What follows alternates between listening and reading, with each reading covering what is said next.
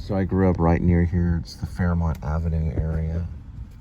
I always think of Fairmont, I believe Indiana, where James Dean is from. This is just Fairmont, Fort Worth. I had a 1973 Roadster Porsche and a poster of James Dean in my room. I used to try to style my hair exactly like James Dean with a blow dryer and hairspray every morning before school.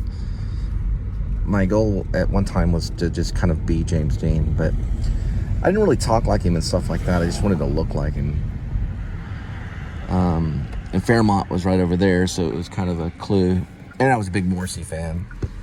And Suede Head was a cool song that I liked. It is something I did. I don't know. I never was really myself. So I guess in college, they diagnosed me one time with an identity crisis. But at that time, I was exploring compartments of myself, the mental compartments, and probably went a little deep. And I had just finished playing Stanley Kowalski in Streetcar Named Desire, and I was playing a doctor in a play called The Heidi Chronicles. And he was from a different type of nation, I guess you could say. And I went on this extreme diet, which I probably shouldn't have done. I didn't know what I was doing, so I kind of got a little foggy for a little while. Wasn't making a lot of sense. Got a little Pink Floyd, you know. Wasn't really responding. I was responding, but it was like kind of in a weird state. So then they pulled me out of it about 2 weeks or so. But I think they, because of today's society, I think they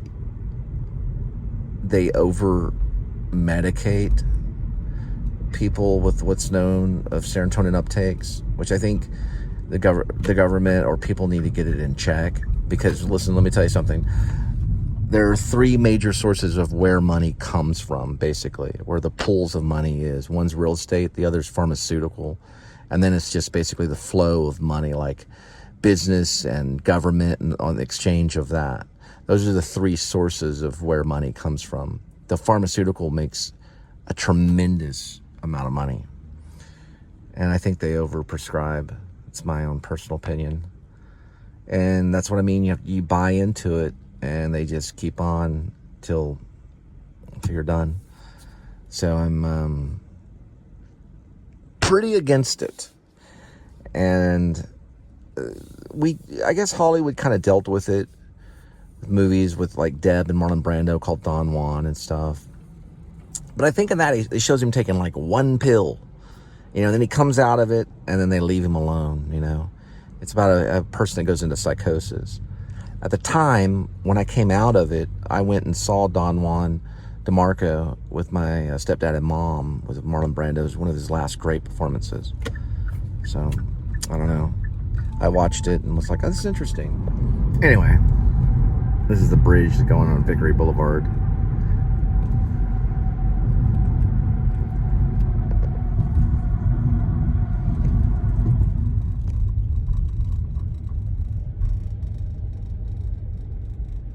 Flying fish.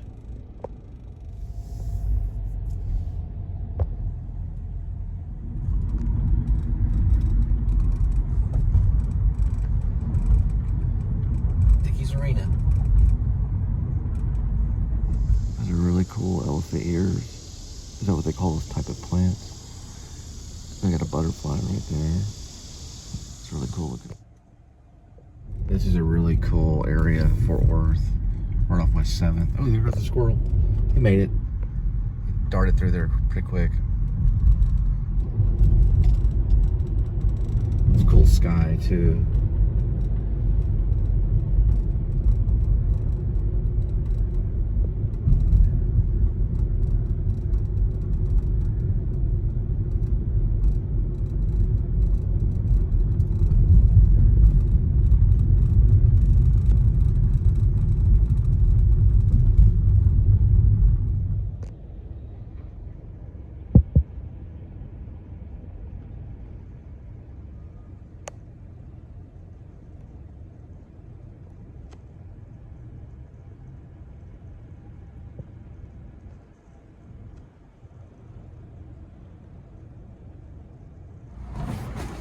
816.8, 3.2.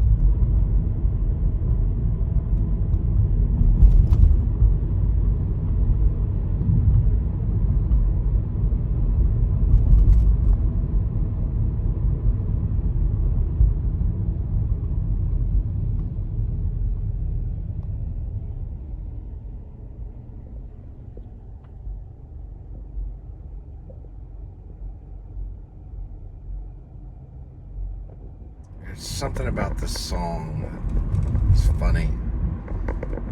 I don't know. It's just how serious Kraftwerk took it. But you gotta listen to it. It's about, I don't know, that long. A little over 9 minutes.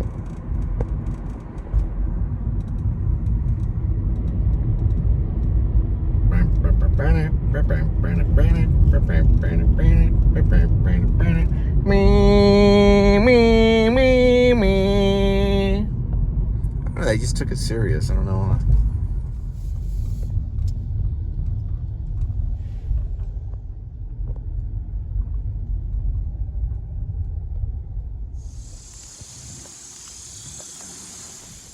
Kitty right there.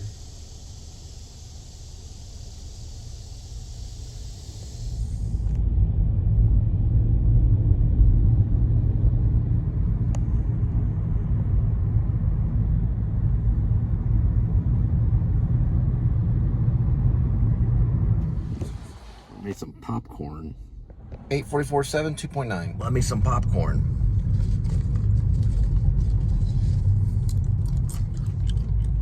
Let's cook mixed popcorn too. Pretty good. There's good old Fort Worth.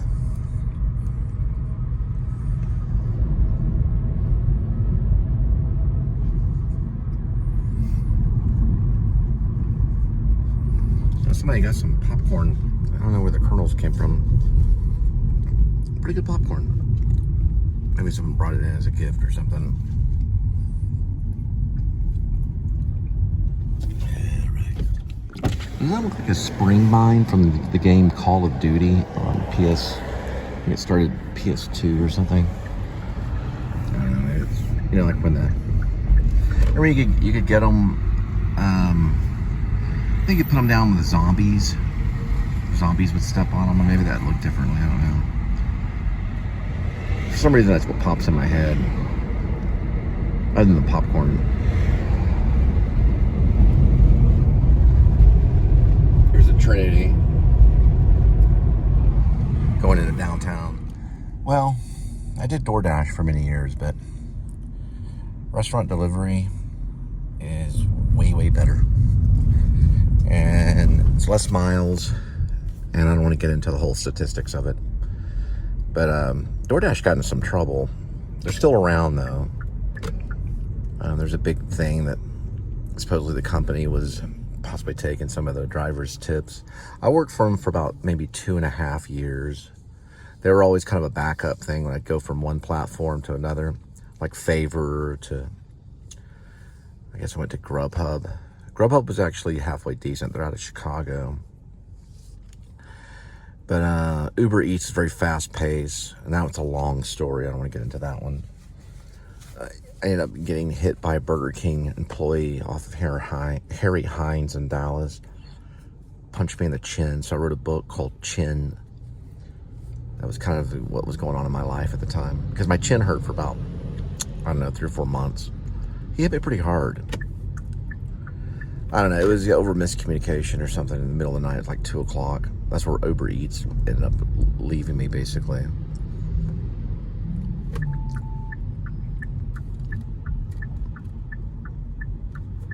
But anyway, it wasn't... The thing is that Uber Eats was not informed with how the restaurants could work the grill that late at night. And they were already threatening me, you know, with the whole rating system, which I think is kind of messed up. So I was trying to fulfill the order as best I could. And I guess I raised my voice at the window at this Burger King drive-thru. And then he just popped me in the chin. A little jab. This was about maybe 4.5 years ago, maybe. I did a little vlog on it. And I think I posted some stuff on Facebook. Then I called some lawyers and stuff, and they said, well, Burger King's not responsible. It's because of the employee, the person's responsible. And, I didn't want to go any further than that. I just talked to some people, it was a long time ago.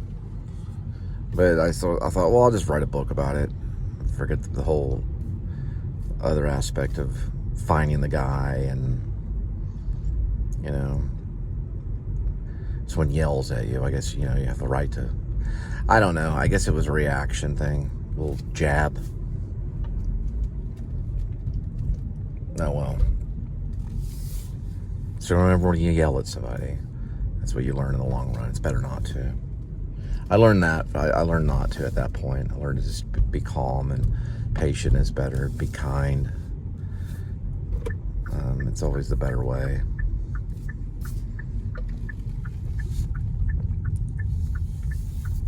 Who knows? Who knows why it happened? I don't know. I contemplate it over and over again. The book was really about something else. It was about going through the ordeals of COVID, and this was before January 6th, whenever that happened. It was about going through all that kind of stuff. And my kids had already, my wife had taken the kids and ran off, and it was kind of a response to a lot of that. This is like a school, so I'm trying to figure out, I have to make a phone call, because I don't know if anyone's outside right here. All right. People roller skating with babies. Okay. Looks like it's a fun area. Looks like an elementary school.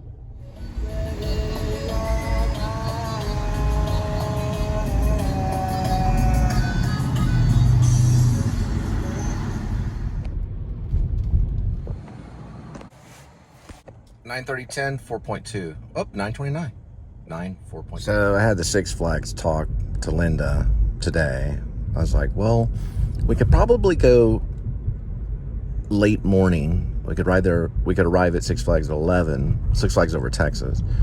And then we could stay a few hours, maybe till maybe 3 or something. Just kind of sneak around. But then she starts looking up statistics on the Giant. And I got to tell you, I would be skeptical even vlogging the Giant as a passenger riding on it, but maybe from a distance. I have ridden the Giant, but I don't want to get in the whole tragedy of the Giant at Six Flags over Texas, but it's a monster that's taken some lives, and they've restructured it and done vlogs on it, everything. Carpetbagger, Jacob the Carpetbagger, went out there and watched things from a distance. Well, he was in the park, commenting on the importance of humanity and life and the structure of the theme park. And of course, the fun of it all. How I see it from a distance is, if it's not going to risk your life, then you're not going to have much fun. But I can see the nightmare of it all. And I told Linda, we got to put at least one on our belt. The chances of us, and I don't know if you know about Linda's grandma, but she was from Florida, so we had hopes of maybe Walt Disney World and the theme park phenomenon that's going on YouTube. Meaning basically getting on a ride and vlogging it. And, a lot of these guys have cameras and GoPros, and I would, if I did the Giant, of course, it would only be GoPro. But I said, hey, they got dark rides. They got some slow rides. I didn't really mention the Carpetbagger, but he did it without really riding hardly any rides. It still had a good show. I don't know the outcome of the show. I was watching his Wax Museum one. He's done a few of them, but he did one in Grand Prairie. When he was walking in, he actually said the Texas Prairie. It's Grand Prairie that the Wax Museum, Ripley's Believe It or Not, is in, and we thought about that on the horizon as well.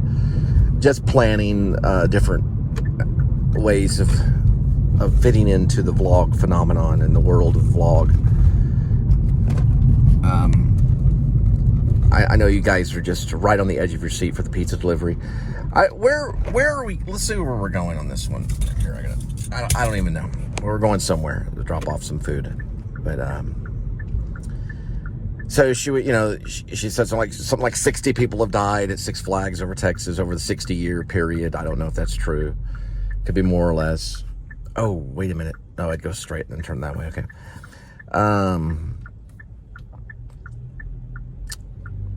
So that that's what she responded with. When they asked Jesus a question, he responded with a parable.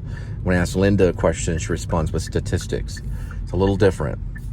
It'd be weird if Jesus did. If Jesus responded with statistics. He didn't really. He responded with a parable, a story. But like I said, we just talked about it. So there's a window, there's a possibility, and I'll tell you why. Because Six Flags, there's specials. I did talk about it. We did do a little pre-vlog on it before today. There are specials where you can get in for like $20-something. Sometimes online it says $29, and that's just like a one-time pass. And then they have season passes and things like that as well. So they're more DC, I think. They represent the detective comics kind of thing, Superman and Batman and all that kind of stuff. I used to work at Six Flags back in the day.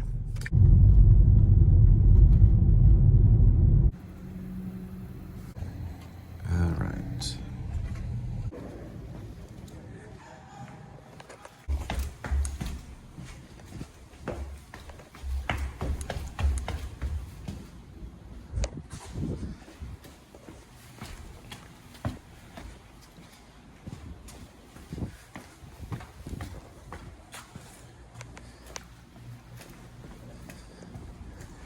So, note to pizza delivery person or Italian food.